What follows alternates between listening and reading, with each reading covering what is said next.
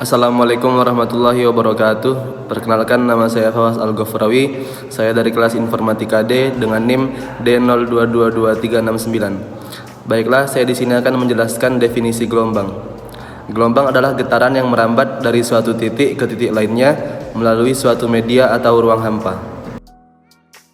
Gelombang dapat diklasifikasikan menjadi dua jenis berdasarkan arah rambat getarannya, yakni gelombang transversal dan gelombang longitudinal.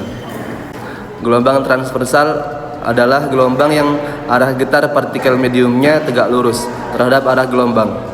Sederhananya, bila energi yang merambat bergerak dari kiri ke kanan, maka gelombang turut bergerak naik turun searah energi, yakni dari arah kiri ke kanan.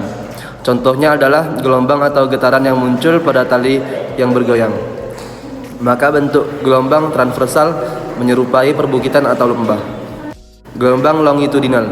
Jenis gelombang selanjutnya adalah gelombang longitudinal, yakni gelombang yang arah getar partikel mediumnya sejajar atau berhimpitan dengan arah rambatan. Besaran-besaran pada gelombang. 1. Simpangan, yaitu dengan simbol Y. Jarak dari kedudukan benda yang bergetar ke titik kesetimbangannya, satuan internasionalnya adalah meter. 2. Amplitudo, dengan simbol A. Simpangan terbesar dari suatu benda yang bergetar, satuan internasionalnya adalah meter. 3. Periode, waktu yang dibutuhkan satu gelombang untuk melewati suatu titik. 4. Frekuensi, banyaknya gelombang yang melewati satu titik dalam suatu satuan waktu. 5. Panjang gelombang, jarak yang ditempuh oleh satu gelombang, satuan internasionalnya adalah meter. 6. Cepat rambat gelombang, jarak yang ditempuh gelombang per satuan waktu.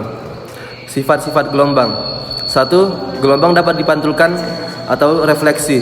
Pantulan pada gelombang terbagi menjadi dua, yaitu pemantul ujung tetap dan pemantulan ujung bebas. Ini bedanya. Pemantulan ujung tetap, yaitu getaran yang merambat akan dipantulkan ketika mencapai ujung medium. Ciri pemantulannya adalah terjadi pembalikan pulsa pada saat pemantulan, di mana bukti menjadi lembah dan sebaliknya. Pemantulan ujung bebas, cirinya adalah tidak ada pembalikan pulsa saat pemantulan. Pulsa gelombang adalah lengkungan yang dihasilkan oleh sentakan tali yang menjalar menyusuri tali. 2. Gelombang dapat dipadukan atau superposisi. Superposisi atau perpaduan antara dua gelombang atau lebih akan menghasilkan gelombang yang amplitudonya lebih besar atau lebih kecil dari sebelumnya. Superposisi dapat dilakukan dengan menjumlahkan simpangan dua gelombang yang berpadu tadi. 3. Gelombang dapat dibiaskan atau refraksi. Contoh gelombang yang dapat dibiaskan adalah pembiasan pada gelombang air laut. Saat gelombang laut menuju pantai, gelombang akan diperlambat dan kecepatannya berkurang. Ini menyebabkan penambahan amplitudo gelombang dan terjadinya pembiasan pada gelombang air lanjut. Assalamualaikum warahmatullahi wabarakatuh. Perkenalkan, nama saya Andini Putri Amrullah dengan NIM D02225352. Pada video kali ini saya akan melanjutkan penjelasan dari teman saya mengenai gelombang. Adapun rumus umum untuk menghitung kecepatan gelombang adalah kecepatan gelombang sama dengan panjang gelombang dikali frekuensi. Rumus ini berlaku untuk semua jenis gelombang, baik gelombang transversal maupun gelombang longitudinal. Namun untuk gelombang transversal dan gelombang longitudinal ada beberapa perbedaan dalam menghitung panjang gelombang dan frekuensi. Nah, untuk gelombang transversal itu panjang gelombang sama dengan jarak antara dua puncak atau dua lembah berturut-turut pada gelombang transversal. Untuk frekuensi yaitu jumlah siklus atau getaran yang terjadi dalam satu detik pada gelombang transversal. Untuk kecepatan gelombangnya sendiri yaitu panjang gelombang dikalikan dengan frekuensi pada gelombang transversal. Kemudian untuk gelombang longitudinal, panjang gelombangnya yaitu jarak antara dua titik berturut-turut pada gelombang longitudinal yang mengalami kompresi atau rarefraksi.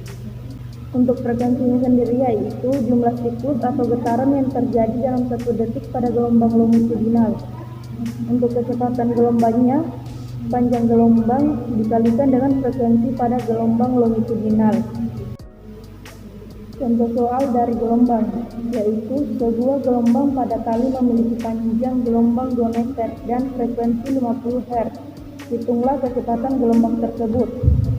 Diketahui panjang gelombangnya yaitu 2 meter, frekuensi 50 Hz. Yang ditanyakan yaitu berapa kecepatan gelombangnya. Rumus yang digunakan yaitu kecepatan gelombang sama dengan panjang gelombang dikali frekuensi. Caranya yaitu pertama, substitusikan nilai ke dalam rumus. V sama dengan 2 meter dikali 50 Hz. Kemudian hitung nilai kecepatan gelombang. V sama dengan 100 meter per detik. Jadi kecepatan gelombang pada kali tersebut adalah 100 meter per detik. Assalamualaikum warahmatullahi wabarakatuh. Kenalkan, nama saya Muhammad Adnan, NIM D0222523. Getaran merupakan gerakan bolak-balik suatu benda dalam selang waktu tertentu melalui titik kesetimbangannya. Benda dikatakan bergetar dalam satu kali getaran penuh apabila benda bergerak di titik awal dan kembali lagi ke titik awal tersebut. Definisi getaran harmonik. Gerak harmonik merupakan gerak sebuah benda di mana grafik posisi partikel sebagai fungsi waktu berupa sinus bisa dinyatakan dalam bentuk sinus atau kosinus. Gerak semacam ini disebut dengan gerak osilasi atau getaran harmonik. Syarat getaran harmonik. Syarat suatu gerakan dikatakan gerakan harmonik yaitu antara lain, yang pertama, gerakannya periodik atau bolak-balik.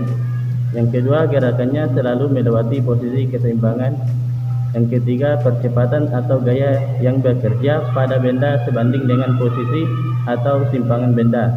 Dan yang terakhir, arah percepatan atau gaya yang bekerja pada suatu benda selalu mengarah ke posisi keseimbangan.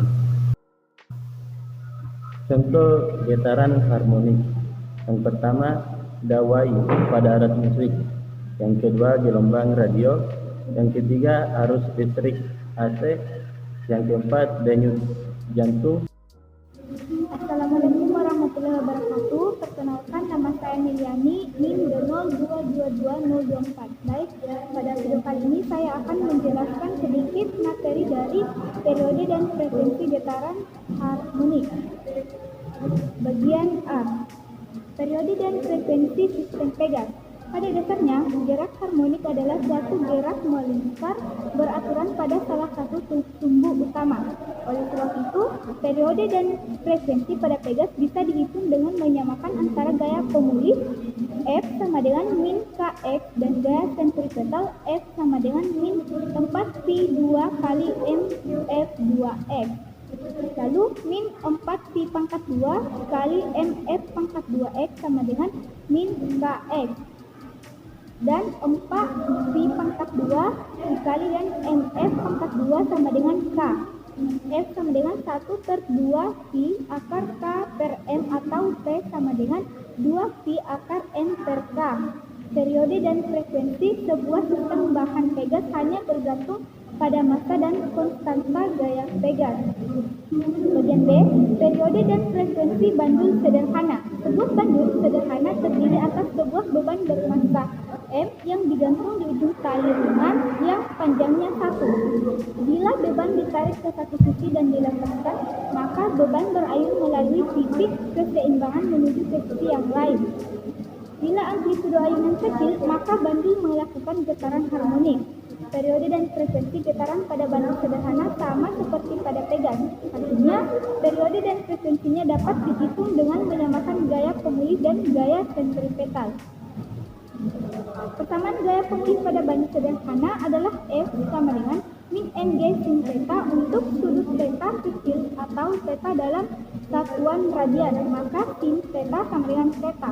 Oleh karena itu, persamaannya dapat ditulis F sama dengan min Ng dalam kurung X per 1. Karena persamaan gaya sentripetal adalah F sama dengan min 4 pi kali 2 mf 2x. Maka kita peroleh persamaan min 4 pi pangkat 2 dikali mf pangkat 2x dan sama dengan min Mg dalam kurung X per I. Dan M 4 pi V pangkat 2 dikali F pangkat 2 sama dengan J per I. Frekuensi sama dengan 1/2 V akar K per M atau T sama dengan 2 V akar M per K. Periode dan frekuensi bandul sederhana tidak bergantung pada massa dan simpangan bandul, tetapi hanya bergantung pada panjang tali dan percepatan gravitasi setempat. Berikut contoh soal dari getaran harmonik.